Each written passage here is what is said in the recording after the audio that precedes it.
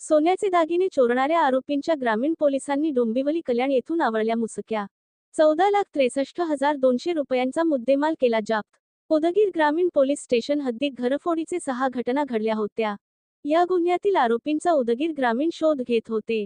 अखेर उदगीर ग्रामीण पोलिसांनी या गुन्ह्यातील आरोपी अंकुश लक्ष्मण लष्करे यांना डोंबिवली कल्याण मुंबई येथे बेड्या ठोकून ताब्यात घेऊन विचारपूस केली असता आरोपीने माझी आई रुग्णालयात आजारी आहे म्हणून अहमदनगर जिल्ह्यातील श्रीगोंदा येथे एका सोनाराकडे दागिने गहाण ठेवून पैसे घेतल्याचे कबूल केले. ग्रामीण पोलिसांनी पंचनामा करून श्रीगोंदा येथील सोनाराकडील सोन्याचे दागिने जप्त केले व आरोपीकडून एक युनिकॉर्न दुचाकी असा एकूण 14,63,000 रुपयांचा मुद्देमाल फेब्रुवारी 20 रोज गुरुवारी हस्तगत केला आहे.